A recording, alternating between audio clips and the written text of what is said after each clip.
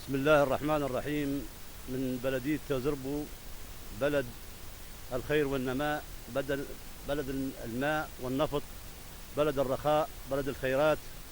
في هذه اللحظات نلتقي مع ابن المجاهد الكبير سليمان مطاري، الحاج محمد سليمان مطاري، ليتحدث فيما تحدث به الظروف في بلادنا الحبيبة. فليتفضل الحاج محمد. تفضل. بسم الله الرحمن الرحيم والحمد لله رب العالمين. اللهم اصلح هذه الأمة، اللهم اصلح هذه الأمة، اللهم اصلحها جميعا بفضلك ورحمتك يا أرحم الراحمين يا رب العالمين. حينما توفى القذافي طلبت من ليبيا ما يديروا مؤتمر، طلبت من ليبيا الفتية العزيزة علينا يديروا جيش ويديروا محكمة ويديروا مشنقة ويديروا حبس ويوقفوا موضوع متاع الفلوس إلا واحد ياكل ولا يداوي مجروح، ويمسكوا جميع واحد عنده فوشيك يمسحوها، ويديروا حكومة جيش قوي يحافظ على البلاد من كثير ومن قليل. لاجل ليبيا قعدت مسرح الجميع واحد ضال من بعيد وقريب، لكن عارف ان المؤتمر يدمر ليبيا. نحن كلامنا ما احتنا به حد، نحن عشنا اول ما جاء الطليان نحن حيين، لي 87 سنة من عشنا، ومن كل من سنة ننظر عجب في ليبيا. قعدت ليبيا مسرح للخراب. لما جاء بورقيبة في ليبيا شايلوه واهتفوا بعبد الناصر، قال ليبيا دار بلا سقف. انتوا اليوم ليبيا درتوها مسرحها تونس، ما عديتوا شعار التونسي دار بلا سقف، معنى دولة بلا رجال. قعدتوا فيها دولة من غير رجال، وليبيا ضاع مالها وضاعوا رجالها وخربت على بعضها، وفي الاخر تدخل فيها العدو مع كل جانب، اللي يهرب يخرب واللي يقتل واللي يدير. بنغازي ماتوا منها حوالي 3000 ولا 4000 اقتلوهم انتوا تصنتوا. الثورة عارفين ثورة ليبيا ما صارش فيها واحد، ثورة ليبيا ثورة غميقة ما يعلمها حد، ما فيش واحد تسبب فيها ليبي يقول له دار الثورة، لا. لكن نحن رحبنا بالثورة وحملنا عواقبها، لكن عواقبها شر، لاجل ما عارفينش مبديها الثورة، ما كانوش عارفين مبديها. لاجل ايش؟ جاية امريكا وبريطانيا وفرنسا جايين علشان القذافي يريد يخشش الشيوعية، وهم ما يريدوش. ما عاونوكمش لله ولا لصالح ليبيا، عاونوكم لدمار ليبيا. القذافي ولو مجرم ولو حط الراس على الذيل على الراس محسوب ليبي، يعني خير من غيره، لكن عانوكم على تدمير القذافي امريكا وبريطانيا وفرنسا. وانتوا بعد ما مات القذافي ما طلعش في ليبيا رجل واحد يحد ليبيا على الشر وعلى الحدود وعلى خيرها وشرها. قعد خيرها مسرح اللي يجي يشيل على شواله ويمشي. الناس اللي هربت من القذافي وين ما مات القذافي جات كل واحد يملى شواله ويعدي، ما فكروش بصالح ليبيا، ما فكروش انها دولة لها كرامتها، ما فكروش دولة ليبيا في وسط العالم. احسن دولة في افريقيا هي ليبيا، احسن معاملة، احسن خير فيها. بترولها يفرشها ذهب، مش بترولها في الهواء، اللي يجي صفقوله على الهواء واللي يجي يشيله يعدي. ما خرب ليبيا، خربتوها بيديكم، ضيعتوا مالها ورجالها. ليبيا بعد الله سبحانه وتعالى من عليها وجاب لها الله من غير يريد يحميها.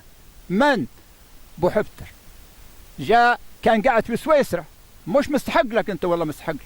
لما جاء هنا يلقي ليبيا سايبه، مشى دار جيش وقال جيش الكرامه. نشكر ونأيد من كل من صب معاه، ونخذي كل واحد توخر عنه، لاجل بأنه راجل ناض يدور في الخير. ليبيا ماتوا منها بنغازي فوق من 4000 راجل بلاش، وصبوا وتم يحارب. وبعدين نشكر مجلس النواب اللي على راسه رئيس النواب، صب معاه لعن التوه وبارك الله فيه وفي من كل من يصب معاه. ونطلب من الله التوفيق، ونطلب من الله القوة القوية، ونطلب من كل شاب يوقر الله يلتحق بالثورة. راها ليبيا إذا ما صارت فيها ثورة عدت حدودها وداروا لها طيران يحميها يمين وشمال. راها ليبيا مسرح للخراب، بس ما عندهاش حرفة إلا الخراب. أفريقيا تكر، مصر تكر، الشادي يكر، السودان يكر، أوروبا. هل يقولوا لكم الهجرة؟ كذابين. الهجرة الغرب عنده فيها صالح، أنتم ما تدروا بالصالح اللي عرفت أوروبا ديرت. راها عندها في الهجرة مصلحة كبيرة، مش جاية متغاذية لنا، لا، كذابين كذابين ولا يحموها. ليبيا ما يحميها إلا طيران حربي. والكلام هذا مش من اليوم، من أيام تهريب القذافي. وراني خشيت في مؤتمر وفي مخابرات وفكوني من الشر. قلت لهم القذافي ما جاب لنا غير الشر. القذافي ضيع بلادنا، القذافي طلق علينا العالم، والقذافي بطل القانون وخلانا همش. لا ربحوا لا نحن لعند الآن. اليوم نريد من عيان ليبيا ومن أهلها الصافيين يصبوا مع الثورة ويصبوا مع المؤتمر اللي رافض الغرب. الغرب ما عندنا فيه أي نتيجة. شوفوا ما دار في العراق، ما زالوا خايلوا لصدام من ودروه. وشنو كسب العراق؟ دمروه. وشنو كسبت سوريا؟ نفر واحد ما قدرش يشيل لا روس ولا يشيل أمريكا، دمروه. شنو اللي خلوها؟ اليمن أو قريب يكملوه، السعودية هم جايينها. أنتم قاعدين على شنو؟ بس قاعدين على الهوى. إذا أنتم رجال احملوا الموت واحملوا الفقر واحملوا العازة وخشوا في النار، تطلعوا سلماء مع الله والخلق. وإذا مشيتوا بالطريق هذه راه ليبيا على بركان، البترول يتفجر والخير يريح من بين يديكم، وتقولوا لو كان خشينا في المعركة. راها ليبيا ضاعت من قل الرجال. كلامة برقيبة لو كان فيه رجال حسوا بها للأبد. دار من غير سقف، معنى دار ما فيهاش رجال. من اللي حس بها؟ نبيدي لا نقرأ لا نكتب، لكن حسيت بها في قلبي لعن التوه. هذه ليبيا. بعدين جاها الطليان زمان غزاها ليبيا. وش فيها ليبيا؟ شنو اللي فيها؟ فيها عرب بادية معياش، انه فيها حكومة تركيا بعدت وعدت وقعدت وجات ايطاليا لما جت خشت في طرابلس حاربتها هي، لا قعدت في طرابلس وقعدت تحارب في الشرق. البدو اللي جنب طرابلس لما نقول ما حاربوا وهجوا مصر وهجوا للسودان ودافعوا، لكن المدن طرابلس ما حاربتش، جو وقعدوا فيها تجار وفلاحين وقعدوا يحاربوا في الشرق.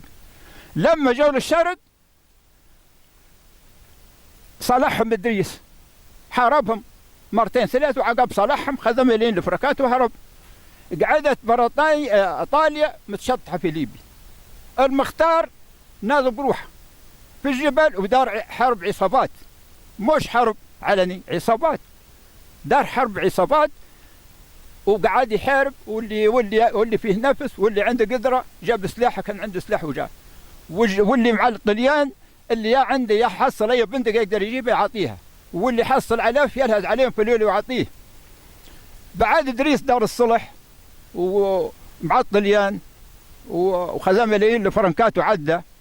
شنو دار قريسياني؟ شنو دار الصلح. بالصلح هذا مر في ليبيا وجاء خبره قال له راه اللي حاربوا معاه فيك منك، السلاح منك والمال منك، وراهم يمولوا فيهم البدو، وراهم اللي معاهم البدو ما تقدرهم كان شي يدير كرنتينات. ايطاليا مش حكومه سنيه، حكومه فاسست ما فيها اي طريقه خير ابدا. داروا محتقل اللي في البريقه في قول 4,000,000 وفي قول 300,000 من برا شبردق ومن جوا تراب يقعدوا عليه في الصيف وفي الصقع. منتم شعير 300,000 ماتوا في البريقه. يا لا طبرق مات منهم ززو كرنتينا، يا لا بين البيضه وبين طبرق درنا فيها كتيبه قعدت هناك ناس مساكين محكوكين. سكر على الثوره اللي ناضت في ليبيا، القريسياني كلها سكر عليها خلاص، ما عادش فيه مفر. قعدت الحكومه شايخه، بس قعدت عمليه ناس حقيقه مجاهدين قاعدين في الجبل، واحد يجيب لهم وكل، واحد يسافر يجيب لهم حاجه، واحد يحاربوا بيش حرب عصابات. وهذاك راجل عنده طيارات برا، ايطاليا عندها طيارات وعندها سيارات وعندها جنود، وتركب في الليبيين بالقوه. بعد جت البنغازي ركبت الرجال بالقوه، والراجل يحارب الراجل، جي قتله. وقعدت ليبيا في حاله لا حول ولا قوه الا بالله العلي العظيم. ضاعت.